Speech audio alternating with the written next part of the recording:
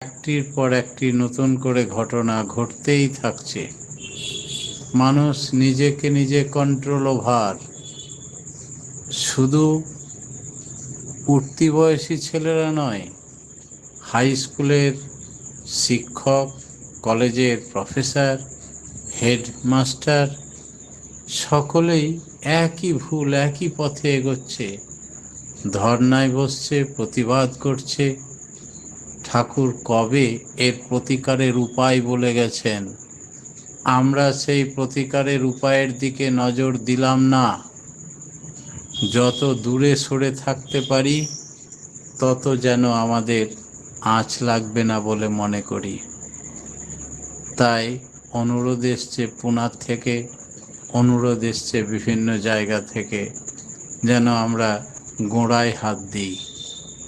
মানুষ যেন সুখী জীবন লাভ করে, ভালো আত্মাকে নিয়ে আসতে পারে, ভালো সমাজ ব্যবস্থা গড়ে ওঠে, দাম্পত্য কলহ দূর হয়ে যায়, ডিভোর্স মুছে যায়, প্রত্যেকটি পরিবারে দেব শিশু জন্মগ্রহণ করে। এই সমস্ত আবেদনের ভিত্তিতে শ্রী শ্রী ঠাকুর বহু কথা বলেছেন। সেইগুলো আমি আজকে নিয়ে আলোচনা করব।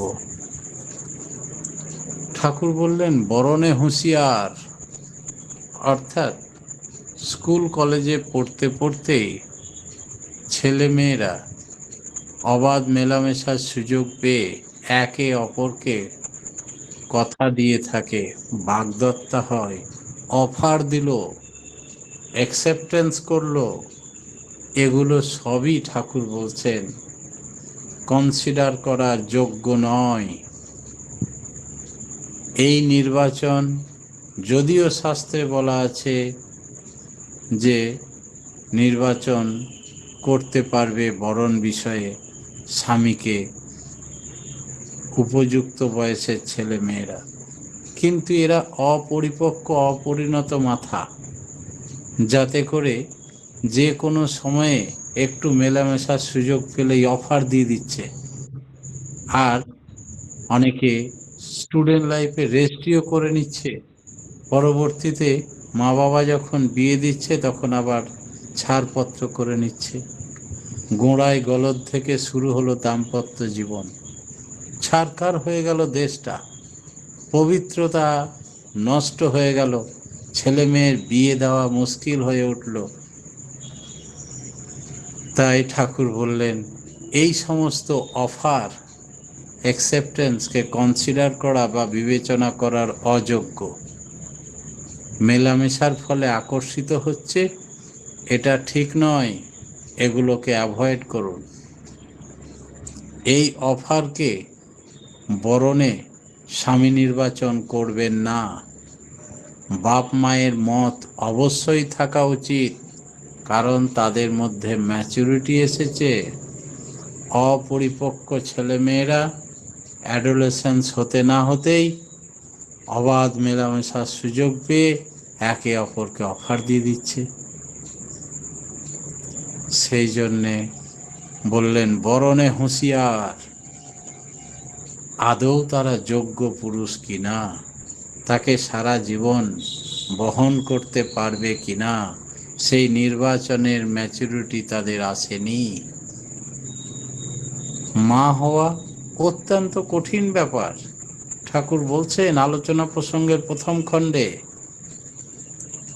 রামপ্রসাদের গানে আছে, মা হওয়া কি সহজ কথা, প্রসব করলেই হয় না মাতা, বজ্রাদপি কঠোরানি মৃদুনি কুসুমাদপি।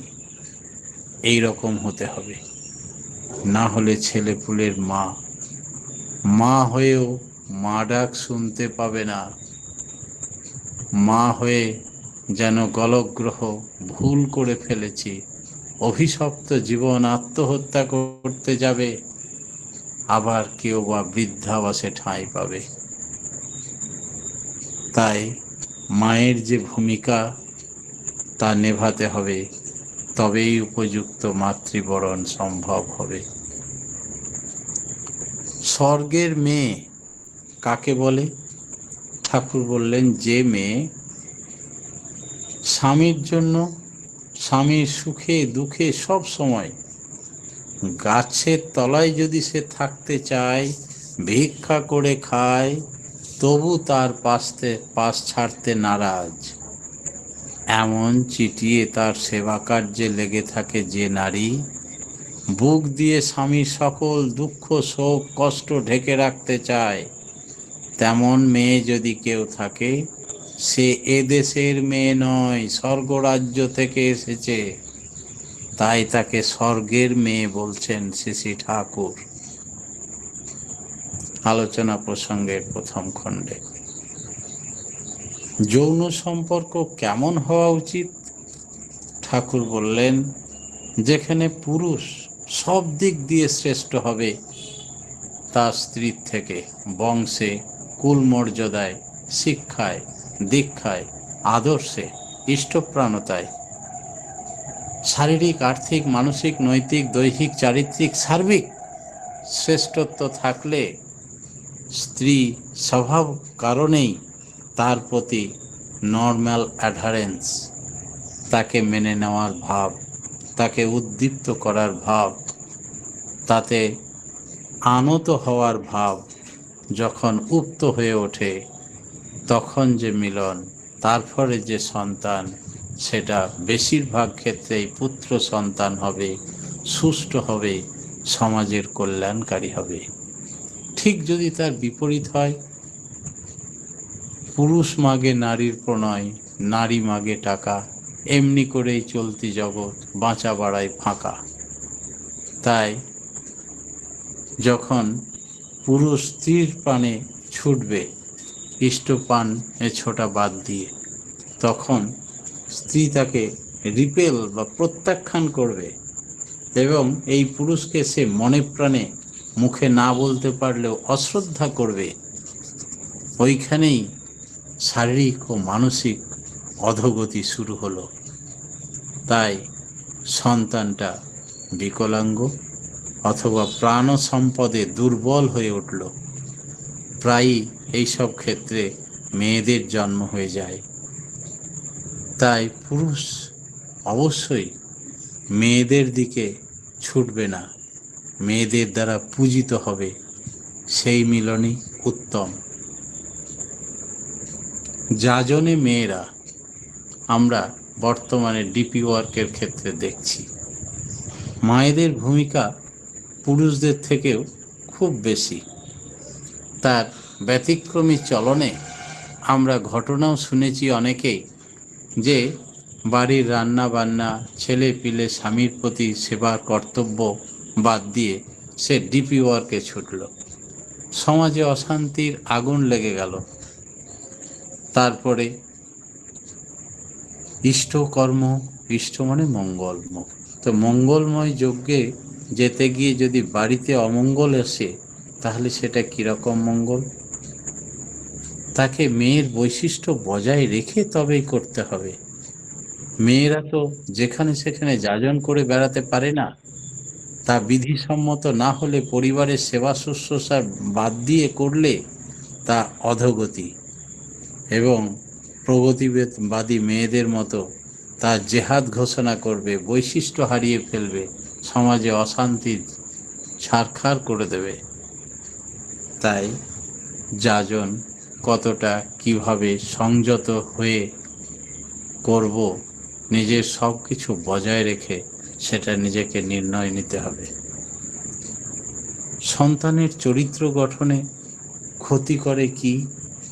বাপ হয়তো নিজের গুরুজনকে দেখিয়ে ছেলেকে বলেছে, ওকে প্রণাম কর, অথচ নিজেই নিজের বাপকে প্রণাম করে না। এটা এত খারাপ জিনিস যে সেই ছেলেও কখনো তাকে প্রণাম করবে না দাদুকে। তাই নিজে আগে করে করিয়ে যা শেখাবি, সেইটি হবে উত্তম ছেলের হিসাবে চল নয় পস্তাবি। তুমি তোমার বাপ মাকে প্রত্যেক দিন প্রণাম করো না? প্রার্থনার পরে তুমি তোমার ছেলেকে বলছো দাদুকে প্রণাম করতে, সেও করবে না।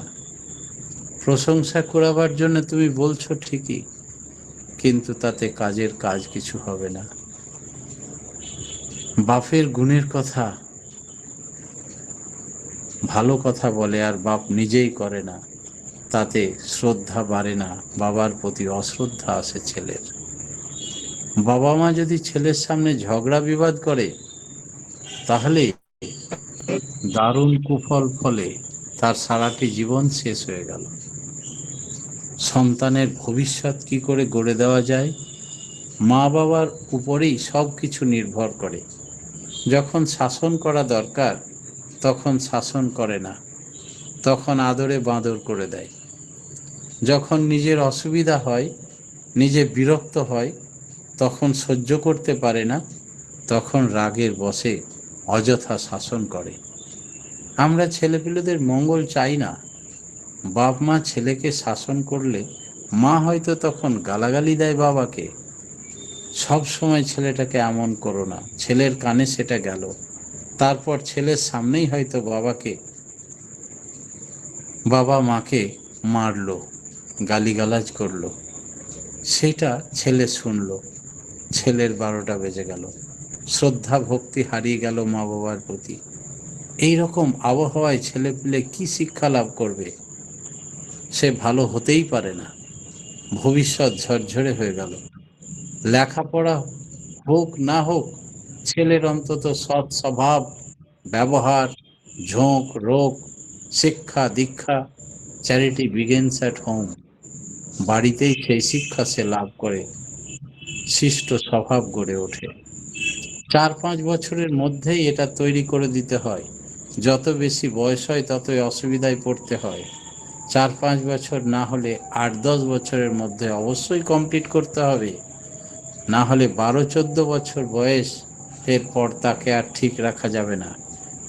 অ্যাডোলেসেন্স পিরিয়ডে সে গার্জেন হারা মনে করে, নিজে স্বাধীন মনে করে, কোনো প্রবৃত্তি ঝোঁকা কাজে বাধা দিলেই সে বিক্ষেপ করে ওঠে, কিছুতেই তাকে আটকানো যায় না। তাই কচিতে নোয়ালে বাঁশ, নাইলে করে টাঁস টাঁস, দ্বন্দ্ব সৃষ্টি হয়। ছেলেপিলেদের কোনো ধারে যদি ঝোঁক থাকে, তা কখনো ভেঙে দিতে নাই। কাউরি ছবি আঁকাতে ঝোঁক, হয়তো অঙ্কতে একেবারেই মাথা নেই, ইচ্ছাও নেই, তুমি তাকে নিবৃত্ত করো না। ছবি আঁকাতেই তুমি রং বেরঙের পেন্সিল বাড়িয়ে দাও, বিভিন্নভাবে উৎসাহিত করো, তাতেই জীবনের প্রতিষ্ঠা লাভ করতে পারে। সেটা না করে তোমার ইচ্ছা মতো তাকে ডাক্তারি করতে হবে, ম্যাথামেটিক্স না ঢুকলেও মেরে ধরে মাস্টার দিয়ে 24 ঘন্টা লেগে শেখাতেই হবে। এই ইচ্ছার বিরুদ্ধে জেহাদ ঘোষণা করাতে প্রথম থেকে তার একটা জেদ বিপরীতমুখী বিশৃঙ্খলা বিকৃতির রূপ নিল। এই মন্দ ঝোঁক কায়দা করে মোড় ফিরিয়ে দিতে হয়, কি করে একেবারে শেষ না হয়ে যায়, হতভম্ব না হয়ে ওঠে, দিশেহারা না হয়, সেই রকম ভালো মন্দের একটা সহজ সুস্থ জীবনের বিন্যাস যেন হয়, তেমনভাবে ধারণ পালন পোষণ সব কিছু শিখিয়ে ইষ্টের সঙ্গে যুক্ত করে দিয়ে তার কায়দায় তাকে মানুষ করে তুলতে হয়, তবেই তার অভিব্যক্তি ব্যক্তিত্ব ফুরে ওঠে। নিজে আচরণ না করে ছেলেপিলেদের উপদেশ দেওয়ার মতো দুর্বুদ্ধি আর পৃথিবীতে নাই। মা হয়তো ছেলের সামনে বাপকে অসম্মানসূচক কথা বলছে, বাবা মাকে মারছে, সেখানে ছেলে একেবারে জহন্নামে যাবেই কি যাবে, সেই সম্বন্ধে কোনো সন্দেহ নেই। বাপ ছেলেকে বলছে সত্য কথা বলতে হয়, আর নিজের স্ত্রীকে মিথ্যা কথা বলে বেরিয়ে গেল। ছেলে সেটা কিছুতেই হজম করতে পারল না, তার মাথাতে প্রথম ফাটল দেখা গেল যে এমন আচরণও সেও করবে। তুমি কেমন মানুষ বোঝা যাবে তোমার ছেলেপিলেকে দেখে। দোষ ও গুণ সব তোমার পাবে ছেলেটি, একেবারে জেরক্স কপির মতো। তোমার হয়তো যৌন মিলন অনিয়ন্ত্রিত, তার বিপদ অনেকখানি। তোমার সন্তান হয়তো রাস্তার কুকুরের মতো ঘুরবে, তুমি কিন্তু চাও তার পরিণতি ভালো হোক, কিন্তু নিজে আচরণ সিদ্ধ নও, তাই চাইলেও সে ভালো হবে না। শাশুড়ি যদি বউকে মানুষ করতে চায়, তার আগে দেখতে হবে, মা হওয়ার আগে কোনো মেয়ে যদি স্বামী, শ্বশুরবাড়ি, দেওর, ননদ, যা ইত্যাদির চোখ মুখ দেখে প্রয়োজন অনুধাবন করে তার সেবা কার্যে তদানুপাতিক কথাবার্তা সব প্রয়োগ করে সঠিকভাবে, তবেই আস্তে আস্তে তার এমন ইনটিউশন ডেভেলপ করে যায়, যাতে করে কোনো মানুষের চোখ মুখ দেখলেই ছোটবেলা থেকেই সে তার পোষণ দিতে পারে, প্রয়োজন মতো আঁচ করতে পারে, সেবা সার্ভিস দিতে পারে। এটা তার জন্মগত গ্রো করে যায়। সকলেরই ভালো হবে কি করে? মেয়েদের সুপ্রজনন নীতিগুলি খুব ভালো করে জানে কি না, সেই জন্যে তাদের অবশ্যই ঠাকুরের নারীর নীতি, নারীর পথে, উদ্বর্ধনের নারী, এই বইগুলো ভালো করে পড়তে হবে। শুধু পড়লে হবে না, হৃদয়ঙ্গম করতে হবে এবং এইগুলো জেনে সেইগুলো অনুসরণ করতে হবে। পিতামাতা ও সন্তান সকলের ভালো হবে। জাতির স্বাস্থ্য, আয়ু, ধী, কর্মশক্তি দেখতে দেখতে বেড়ে যাবে। বিয়েটা ঠিক মতো দেওয়া লাগে। বর হওয়া চাই সর্বাংশে শ্রেষ্ঠ, বিশেষত বংশ শ্রেষ্ঠ হতেই হবে। অনেকে এদিকে কোনো খেয়ালই রাখে না। খেয়াল রাখে অর্থ কতটা আছে প্রাচুর্য, চুরি করে পায়, বাড়তি কিছু ইনকাম আছে কিনা, এইগুলোকে আবার প্রাধান্যতা দেয়, সেগুলোকে ঘৃণা করে না। এর ফল ভালো হয় না। বরের ঠিকুজি কুষ্টি, কুলকুষ্টি বিচার করার প্রথা এখন প্রায় উঠেই গেছে। তাই তাদের গোত্র, বংশ, কুলকুণ্ডলী বিচার করা, এগুলো সব শুরু করতে হবে। ঋষিদের দেওয়া এই বিধানকে অবজ্ঞা করলে হবে না। প্রকৃতির পরিপূরণী কতটা, কন্যার কুলকুণ্ডলী ছেলের কুলকুণ্ডলীর সঙ্গে রাজ্যটক মিল হচ্ছে কিনা, কতটা মিল হচ্ছে, অ্যাডজাস্টেবল কিনা, এগুলো দেখে বিয়ে থা দিতে হয়। শ্রদ্ধাপ্লুত ভাব নিয়ে যে মেয়ে আসে, সে স্বামীর সংসার তীর্থক্ষেত্রে পরিণত হয়। যথোপযুক্ত সেবায় সকলকে নন্দিত করে সার্থক হয়ে ওঠে। সকলের জীবন সুখ সমৃদ্ধিতে ভরে ওঠে। সংসারকে সে উপচে তোলে তার বুক ভরা প্রীতি, প্রাণন পোষণী দক্ষতা দিয়ে। সে জানে মনজ্ঞ ব্যবহার কাকে বলে। না চাইতেই, না বলতেই তার সেবা করার যে প্রয়োজন, সেই অভ্যাসে সে অভ্যস্ত হয়ে ওঠে। আর মেয়েদের এই সব শিক্ষা ছোটবেলা থেকেই দেওয়া লাগে। বাপের বাড়ি থেকে আরম্ভ হয়, তখন বিয়ের পর আর কষ্ট হয় না।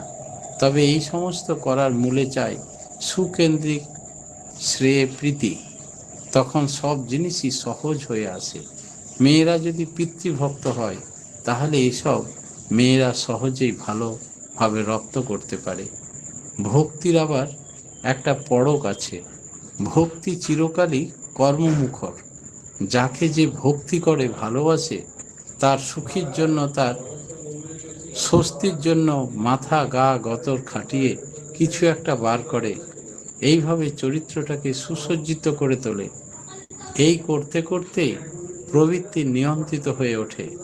এমনতর পিতৃভক্ত মেয়ে আদর্শ প্রাণ উপযুক্ত ছেলের হাতে পড়ে, তাতেই নিজের অস্তিত্ব বজায় থাকবে। তাকে বাদ দিয়ে নিজের আলাদা কোনো খেয়াল খুশি তার আর থাকে না। স্বামীর ইচ্ছাই তার ইচ্ছা, তার কষ্টই তার কষ্ট, সব অবস্থায় সে মেনে নেয়। এমন সুখের সংসার স্বর্গ হয়ে ওঠে। তেমনতর দাম্পত্য জীবন দেব শিশুর আবির্ভাব হয়। আর বর্তমান সমাজে নৈরাজ্যের কারণ কি না, তো যত গলদ ওই যৌন সম্বন্ধে। তাই সর্বনাশ ঘটেছে দেশের, দশের, বর্তমান ও ভবিষ্যৎ তছনছ হয়ে যাচ্ছে। প্রত্যেকে দিশেহারা। যদি ঠিকমতো স্বামীর প্রতি স্ত্রীর অনুরাগ প্রজ্ঞাচেতন না হলে চার চোখও অর্থাৎ যদি অ্যাটেনশন ঠিক না থাকে, তবে ছেলের শরীর স্বাস্থ্য, মানসিক স্বাস্থ্য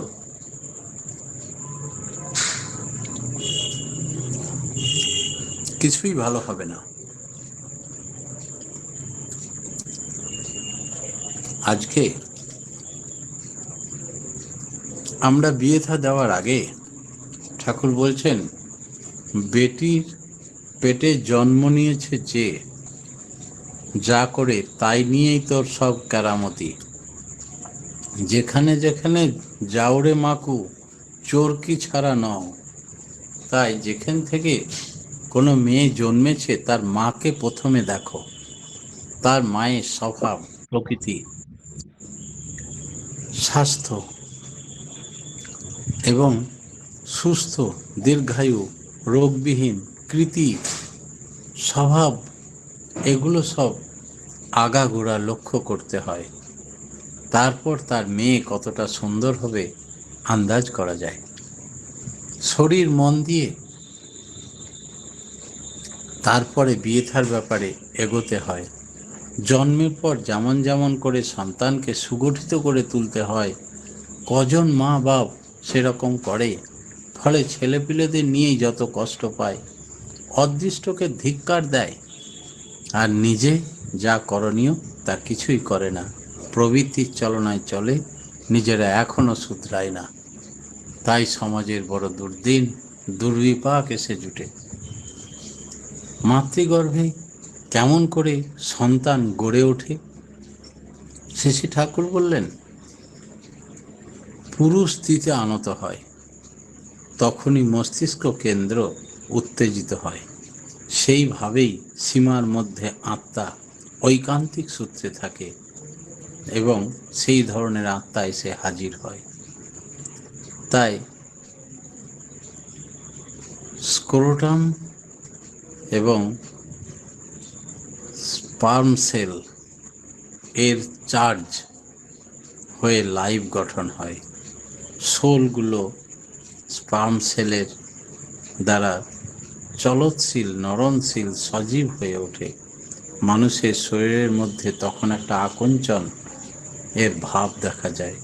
স্ত্রী পুরুষের মিলনের ফলে তারা এর সঙ্গে মেশার জন্য ছুটে আসে। এই মানসিকতা, এই ভাবভঙ্গি থেকে আচার ব্যবহার, সমস্ত শিক্ষা গোড়ার বীজ তৈরি হয়ে যায়, ইমপ্রেসড হয়। সাধন ভজনের মাধ্যমে ইষ্টে অটুট টান, ভালোবাসা, ভক্তি, সুচিতা এবং স্বভাবসিদ্ধ হয়ে যদি মানুষ এর এই মিলন ঘটত, তবে একনিষ্ঠ পবিত্র সন্তানের জন্ম হতো। ঋষিরা যে সমস্ত নিয়ম বলেছেন, সেই সমস্ত নিয়ম যত ফাঁকি দিল মানুষ, তত ফাঁকিতে পড়ল নিজেরা। তাই মেয়েদের যৌন শিক্ষা দেওয়া প্রয়োজন। ছেলে মেয়েদের উভয়কেই অ্যাডোলেসেন্স পিরিয়ডের আগেই যৌন বিজ্ঞান, প্রজনন বিজ্ঞান সম্বন্ধে ভালো বই লিখতে হবে। আর শেখাতে গেলে খুব সুরুচিসঙ্গত পন্থায় যুক্তি সহকারে, বৈজ্ঞানিক দৃষ্টিতে। অযথা গোপনীয়তা ভালো নয়। গোপনে নিজেকে নিজে শেষ করে দেয়। সহজ ও পবিত্রভাবে জীবনের ক্ষেত্রে সব গুরুত্ব উদ্ঘাটন করে স্বচ্ছ করে বুঝিয়ে দিতে হয়, যাতে করে ডেস্টোরেশন, বিকৃতি না আসে এবং অ্যাবনর্মালিটি যেন সন্তানদের মধ্যে না আসে। অথবা এখন অ্যাবনর্মালের সংখ্যা অনেক বেড়ে গেছে এই বিকৃত সেক্স থেকে। তাই এই বিতৃষ্ণার সৃষ্টি যেন না হয়, সেই পথে এগোতে গেলে কেমন মনোভাব হতে হবে, কেমনভাবে স্বাভাবিক যৌনবোধের উন্মেষ, অভিব্যক্তি লাভ করবে, নিজেদের অপরাধী বলে যেন না মনে হয়, দুর্বল, অবসন্ন, দিশেহারা হয়ে না পড়ে, বরং ওই সম্বেগকে সুষ্ঠুভাবে পরিচালনা করা যায় কিভাবে, জীবনকে উর্বর্ধনমুখী করে তুলতে পারে, সেই শিক্ষায় শিক্ষিত করে তুলতে হবে। স্বাস্থ্য ও সদাচার সম্বন্ধে কখনো কোন অবস্থায় কি করণীয় সে সম্বন্ধে ছেলে মেয়েদের ওয়াকিবহাল করতে হবে। শারীরিক, মানসিক, আধ্যাত্মিক সদাচারের পরিপোষণী হওয়া সৃষ্টি করতে হবে পরিবার, পরিবেশ, বিদ্যালয়, সর্বত্র। উদ্বোধন আর সুপ্রজনন, এই তো বিয়ের মূল। ঠাকুর কথা বললেন। উদ্বোধন আমাদের শাস্ত্র মনোবৃত্ত অনুযায়ী স্ত্রীর কথা আছে। স্ত্রী যেন স্বামীর বৃত্তি অর্থাৎ ওই পুরুষের প্রবৃত্তির অংশ, স্বামী যেন স্ত্রীর স্ব অর্থাৎ অস্তিত্ব। এমনতর সাত্ত্বিক মিলন যেখানে সেখানেই উদ্বোধন এবং সুপ্রজনন দুই সার্থক হয়ে ওঠে। সুখী হতে পারার তুক কি? ঠাকুর বললেন, সব সময় লক্ষ্য রাখতে হয় আমার দ্বারা যেন পরিবারের কাউরির কোনোরূপ কোনো অসুবিধা না হয়। সেই ব্যাপারে লক্ষ্য রেখে চলতে পারলেই, সকলকে সুখী করতে গেলেই নিজের সুখ অনুভব করা যায়। স্বামী স্ত্রীর ভিতর দিয়ে ইষ্ট অনুসরণ করব কি করে? ঠাকুর বললেন, ভেতর দিয়ে স্বামীর সহযোগে এই পর্যন্ত ইষ্ট অনুসরণের অধিকার সবারই আছে। স্বামী ইষ্ট অনুসরণ না করলেও স্ত্রী যেন তার স্বামীকে ইষ্টের পথে এগিয়ে দেয়, উৎসাহ দেয়, প্রেরণা দেয়, ভরসা দেয়। এইভাবে সহধর্মিণীত্ব রক্ষা করে এবং ধর্মের কাজে সহযোগিতা করা স্ত্রীর প্রধান কর্তব্য। ইষ্টমুখী স্বামী হলেই সেই সংসারে এবং স্বামী দেবতা রূপে পুজো করলেই তখন তাদের সুসন্তান শুরু হয়। চলনে হুঁশিয়ার। একটি মা তার নিজের আনা একখানা আসন এক পাশে পেতে বসলেন। শ্রী ঠাকুর বললেন, আসনখানা এমন এলোমেলো করে পাতলে কেন? সুন্দর করে পাতলে হয় না? প্রত্যেকটি কাজের মধ্যে মায়েদের সৌন্দর্য বোধ, শৃঙ্খলা বোধ দরকার। সামান্যতম ব্যাপার হলেও যেন এলোমেলো, হাঁটা চলা, ওঠা বসা, কথাবার্তা, কাজকর্ম সব কিছুর মধ্যেই যেন একটি সুন্দর, সুষ্ঠু, সমসীন, হৃদ্য, কোনো অসুবিধার কারণ না হয়, এই রকম হিসাব করে চলতে হয়। তবেই বাড়ির লক্ষ্মী সবাই যেন বুঝতে পারে, এসো মা লক্ষ্মী, বসো মা লক্ষ্মী, থাকো মা লক্ষ্মী আমার ঘরে। এমন করে প্রত্যেকটি পরিবার গড়ে উঠুক, এই কাতর প্রার্থনা জানিয়ে আজকের মতো আমার ক্ষুদ্র আলোচনা এখানে শেষ করলাম। জয় গুরু। জয় গুরু দাদা। আমরা আজকে খুব সুন্দর আলোচনা শুনলাম যে সমাজে অবক্ষয়ের কারণ কি, আমাদের কেমন হওয়া উচিত তা আলোচনা করলেন। নিজে করে সন্তানকে শেখাতে হবে। মা বাবার উপরে সন্তানের মঙ্গল কামনা নির্ভর করে। ছোট থেকেই তাদের ইষ্টপথে চালিত করতে হবে এবং বিয়ের উপরে ঠাকুর বিধিবিধানগুলো মেনে চললেই তখনই সুপ্রজনন সম্ভব। খুব সুন্দর আলোচনা, আমরা সমৃদ্ধ হলাম। পরিশেষে